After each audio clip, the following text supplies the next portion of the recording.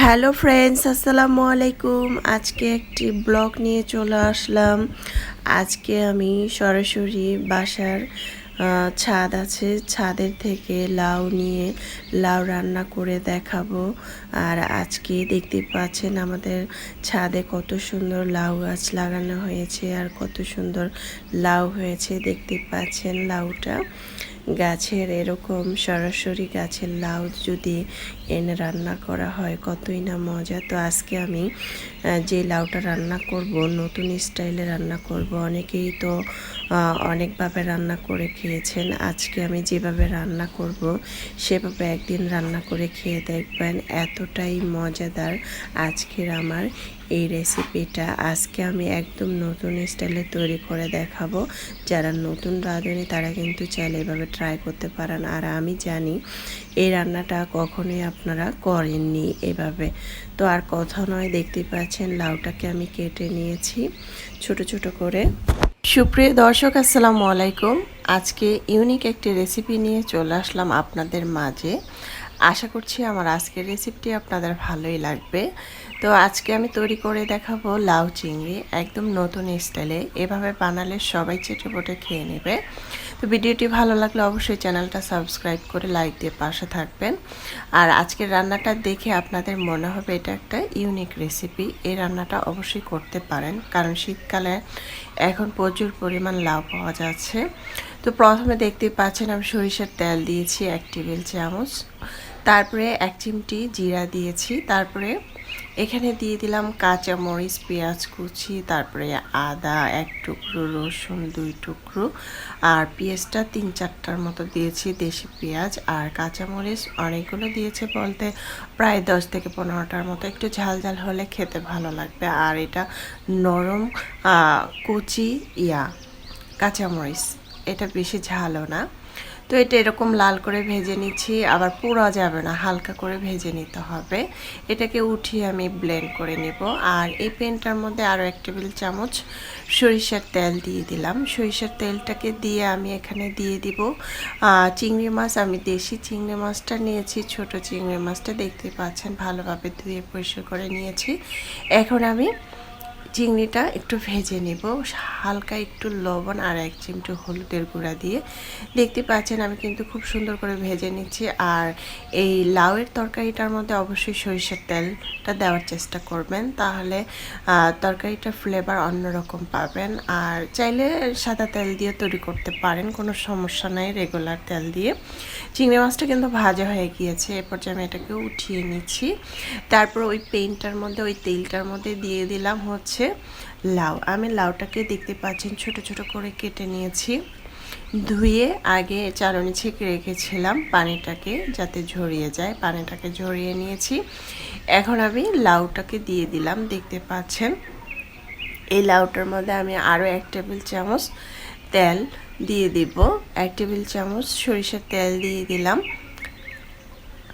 দিয়ে একটু নেড়ে চেড়ে ভেজে নিব।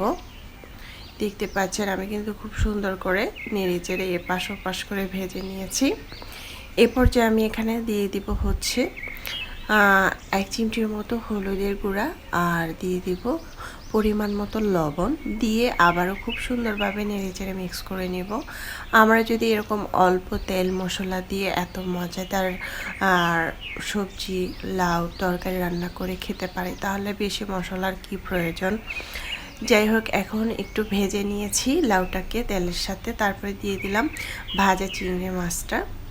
ভাজা চিংড়ি মাছটা দিয়ে আবার একটু নেড়ে চেড়ে দিলাম, নেড়ে চেড়ে দিয়ে দেখতে পাচ্ছেন একটু কিন্তু হালকা পানি উঠেছে। এরপর যে আমি দিয়ে দিব হচ্ছে যে ব্লেন্ড করে নিয়েছি পেঁয়াজ, রসুন, আদা, কাঁচামরিচ, এগুলো দিয়ে দিলাম। আর চুলার আঁচটা কিন্তু কমানো যাবে না, চুলার আঁচটা বাড়িয়ে কিন্তু এটাকে ভেজে নিতে হবে, তাহলে অনেক সময় লাউটা কিন্তু বেশি নরম হয়ে যাবে, পানি উঠে যাবে। এখন আমি এটাকে কষিয়ে নিয়েছি প্রায় 3 থেকে 4 মিনিটের মতো। দেখতে পাচ্ছেন কষানোটা খুব সুন্দর হয়েছে। এরপর যে আমি দিয়ে দিব পানি। আমি যে ব্লেন্ডার জগে ব্লেন্ড করে নিয়েছি সেটার মধ্যে আমি 1.5 কাপ পানি নিয়েছি। 1.5 কাপ পানি নিয়ে এখানে দিয়ে দিলাম। দেখতে পাচ্ছেন আমি খুব সুন্দরভাবেও নেড়ে চেড়ে দিচ্ছি। এ পর্যায়ে একটু নেড়ে চেড়ে দিয়ে আমি কিন্তু ঢাকনা দিয়ে ঢেকে রাখবো, চুলার আঁচটা বাড়িয়ে দিয়ে প্রায় 3 মিনিট পর চলে আসলাম। এখন দিয়ে দিব কিছুটা আস্ত কাঁচামরিচ, দেখতে সুন্দর লাগবে আর খুব সুন্দর একটি ফ্লেভার আসবে। তারপরে দিয়ে দিব হচ্ছে ধনেপাতা কুচি। এরপর যে আমি ধনেপাতা কুচিটা দিয়ে দিচ্ছি।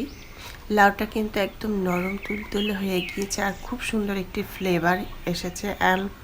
এত অল্প তেল মশলা দিয়ে কম দিয়ে যদি আমরা রান্না করে খেতে পারি তাহলে কিন্তু আমাদের আর কিছুই লাগে না। আর এত মজাদার হয়েছে আজকের এই রেসিপিটি। আশা করছি আপনাদের ভালো লেগেছে। ভালো লাগলে অবশ্যই চ্যানেলটা সাবস্ক্রাইব করে লাইক দিয়ে পাশে থাকবেন। দর্শক, যদি আপনারা ধনেপাতা কুচিটা দিয়ে থাকেন সেক্ষেত্রে কিন্তু বেশি সময় নিয়ে চুলায় রাখা যাবে না, উঠিয়ে ফেলতে হবে। আর কিছুটা ভাজা জিরার গুঁড়া দিয়েছিলাম। তারপরে এখন আমি একটি বাটিতে পরিবেশন করে নিচ্ছি। মাশাআল্লাহ, দেখতে যেমন সুন্দর হয়েছে, খেতে তার থেকে বেশি মজাদার হয়েছে। আলহামদুলিল্লাহ আলহামদুলিল্লাহ, এতটাই মজাদার হয়েছিল। চাইলে কিন্তু আপনারা এভাবে ট্রাই করতে পারেন, এটা খেতে অনেক মজাদার হয়েছিল। আর এটা কিন্তু গরম ভাত রুটি দিয়ে কিন্তু আপনারা খেতে পারেন। আর লাউ জিনিসটা এমন একটা জিনিস, আমার তো অনেক প্রিয় একটি খাবার। আমাদের নবীজিরও এই লাউটি পছন্দ ছিল, খুব পছন্দের একটি খাবার। আর লাউ খাইলে শরীরটা একদম ঠান্ডা থাকে, হজম শক্তি সব কিছুই একদম স্বাভাবিক থাকে। আর পুষ্টিগুণও ভরপুর, ভীষণ মজাদার হয়েছিল। দেখতেই পাচ্ছেন, যারা নতুন রাঁধুনি তারা কিন্তু চাইলে এভাবে ট্রাই করতে পারেন। অনেক মজাদার হয়েছিল। আল্লাহ হাফেজ, এনজয়।